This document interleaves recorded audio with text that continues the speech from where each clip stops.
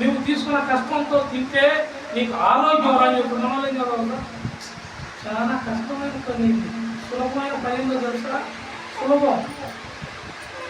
ఇప్పుడు వాళ్ళు ఏదో చేస్తున్నారు కదా ఫోన్లలో, నువ్వు ఒకటి పోయి ఒకటి నొక్కినా ఇంకొకటి నొక్కినా వాడు కూడా క్రైమ్ అంట. అదేంటి సైబరా మొత్తం బాగున్నాయి.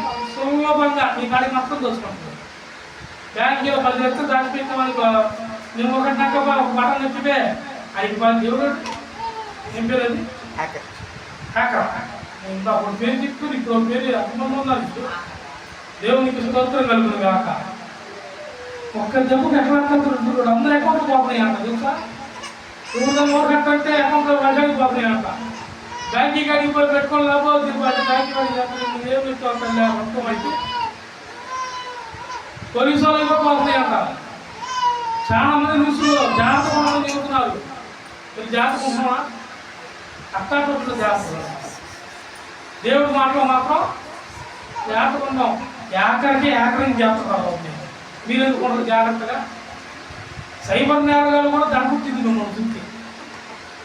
వాడిని కూడా దోచుకొని మీరు వదిలితే దేవుడికి స్తోత్రం కలుగుతుందా? దేవుడు పెట్టాలని మనం దేవుడు ఎందుకు తెలుసా?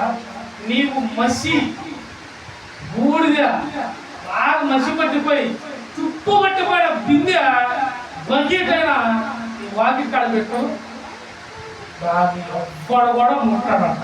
ఎందుకంటే నీదన్న వస్తువు అది ఏదైనా సరే, రాయి అయినా సరే, రాగి బిందె అయినా సరే, తుప్పు పట్టిన బకెట్ అయినా సరే, దేవుడు కాపుదల నీకు కలిగిందన్నింటి మీద పోదు. బైబిల్ చదివావా? చదవకండి. బైబిల్ చదవకండి. మన ఆయన అన్నాడు బైబిల్ చదువుతావయ్యా నువ్వంటే చదువుతావు. పాస్టర్ బైబిల్ చెప్తాడంట. కూర్చొని చదువుదామని తీసి బైబిల్ అంట తెరవగానే వాళ్ళు చేసి అందరినీ అంతా పడిపోతున్నాడు. ఏందయ్యా అంటే బైబిల్ పట్టుకుంటే నిద్ర వచ్చేస్తున్నాడు ఆయన. ఇదప్పుడు ఏం చేస్తున్నాడు అంటే ఇదప్పుడు కూడా నిద్రపోతున్నాడు. ఏంది అప్పాలంటే బైబిల్ పట్టుకుంటే ఇప్పుడు నిద్రపోయినప్పుడు ఎప్పుడు అప్పుడన్నా చదువుతుంటే అసలు ఎప్పుడు పట్టుకున్నా చదువుతున్నాడు. బైబిల్ పట్టుకుంటే చాలా దేవునికి మహిమ కలుగుతుంటాడు. మరి ఎప్పుడు వెళ్తారా? అన్ని వేళల్లో వెళ్తారేమో. బైబిల్ చదివితే నీ జీవితం మారింది. బైబిల్ చదివితే నీకు లేని జ్ఞానం ఇస్తాడు దేవుడు. బైబిల్ చదివితే నువ్వు ఎట్ట బతకాలో తెలిసింది. నీ పిల్లలను భవిష్యత్తు ఏందో తెలిసింది. అసలు నువ్వు ఎలా మాట్లాడాలో పరిశుద్ధాత్ముడు ఏం చేస్తే ఆటోమేటిక్ అన్నీ మారిపోతాయి. నువ్వు మారిపోతావు. నీ శరీరం ఆకృతి మారింది, నీ రూపం మారింది, నీ నడవడికి మారింది, నీ మాట తీరు మారింది.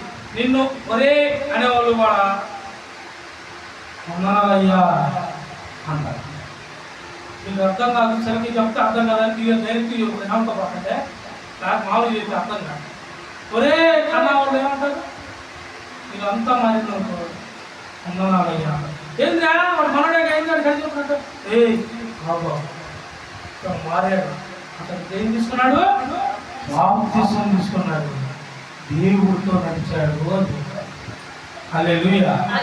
ఎందుకు మన పక్షాన విధానం లేకుండా ఆయన మొరపెడుతున్నాడు కదా. మార్కు సువార్తలో ఒక మాట ఉంది. మార్కు సువార్త 7వ అధ్యాయం బైబిల్ ఉన్నాయా? మార్కు సువార్త 7వ అధ్యాయం 20-23 20 వచనం. 7వ అధ్యాయం మనుషుని లోపల నుండి బయలువెళ్ళునది మనుషుని అపవిత్రపరచును. లోపల నుండి అనగా మనుషుల హృదయములో నుండి దురాలోచనలు, జారత్వములను, దొంగతనములను, నరహత్యములను, వ్యభిచారములను, లోభములను, చెడుతనమును, కృత్రిమమును, కామ వ్యకారములను, మత్సరమును, దేవదూషణయు, అహంభావమును, అవివేకమును. హల్లెలూయా. అన్నీ ఉంటాయి. టూర్లో ఉంటాయి, అలా ఉంటాయి. ఏంది దేవుడు కడగబడి బాప్తిసం తీసుకున్నా కానీ ఏమి ఉంటాయి నీలో? చెడుతనం ఉంటుంది, దొంగతనం ఉంటుంది, లోపితనం ఉంటుంది, వ్యభిచారతనం, కామనత్వం అన్నీ ఉంటాయా? అంటే నువ్వు పేరుకి తీసుకున్నావు, ఏది నలుగురిలో తెలియక మారేనని, బాప్తిసం తీసుకుంటే అందరూ తెలిసిద్దని తీసుకొని బైబిల్ పట్టుకున్నావు. అంతేగాని నీలో లోపల మాత్రం దేవుడు అదే అన్నాడు. 20 వచనం నుండి కరెక్ట్గా, మనుషుని లోపల నుండి బయలు వెళ్ళినది మనుషుని అపవిత్రపరచు. లోపల నుండి, హృదయం నుండి ఏమొచ్చింది? నువ్వు పైకేమో వందనాలు అయ్యాని, ఇంటికి పోయాక రే రే అన్నావు అనుకో, భర్తను ఏమైంది?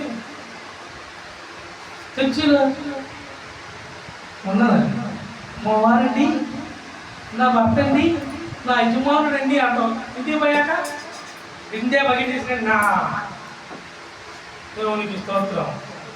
హృదయంలో ఉన్నది బయటకు వచ్చేసింది అంటే నీ మారలా. లోపల బుద్ధి, దొంగ బుద్ధి. భర్త కూడా అంతే, బాప్తిసం తీసుకుంటాడు. చర్చిలోనేమో పదే మేము మా ఆవిడ కలిసి కూర్చొని ప్రార్థన చేస్తాం, ప్రార్థించుకుంటే అందరం కూడా కింద అంత బుద్ధి చేయడు. చర్చిలో మాయ, జనాల్లో మాయ. ఇంటికి పోతే కంచెలు పెట్టగా చెప్పటం అయిపోయి ఎట్టమైంది ఎటు ఎట్ట కూడు ఉన్నా కూడు అంటా ఉంటాడు. దేవునికి స్తోత్రం కలుగుతుందా? ప్రార్థన ఉండదు, ఏముండదు అసలు. ఈ వ్యక్తి దేశం ఇప్పుడు కట్టపడతాడు, అట్టొస్తాడు. కాగానే నీళ్ళు కూడా పోసుకుని కొంతమంది అన్న శ్రద్ధగా ముందుకు జరగా బట్టలెట్టి స్నానం చేసి పోయి ప్రార్థన చేసుకొని దేవుడితో మొదలు పెట్టుకొని కూర్చొని అందరం చేస్తారు. కొంతమంది ప్రార్థన నీళ్ళు కూడా ఉండవు, ప్రార్థన కాదు, నీళ్ళు కూడా పోసుకోరు. పాట పాడిన చెప్పు తీసేట అపవిత్రాత్మ, దురాత్మ, లోభితనం, దేవుడికి అవన్నీ అసహ్యం. మనం ఎలా ఉండాలంట?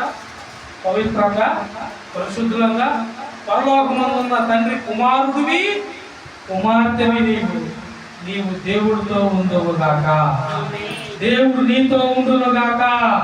విరామం లేకుండా నీ ప్రార్థనను, విరామం లేని యేసు ప్రార్థనతో నీ ప్రార్థన ఏకీభవించినాక దేవుడి నుండి నీవు కృపయో సమాధానము నీకొచ్చునుగాక. దేవుడి వాగ్దానములన్నీ స్వతంత్రించుకుందువుగాక. దేవుడితో యథార్థంగా భయభక్తులు కలిగి మీరుందురుగాక. విరామము లేని ప్రార్థన సంఘం కొరకు, ప్రజల కొరకు మనము చేయుదుముగాక. ఆమేన్. ఈ వాక్యము మన హృదయంలో దేవుడు నాటింపజేయునుగాక. ఆమేన్. బలా తీసుకుందాం.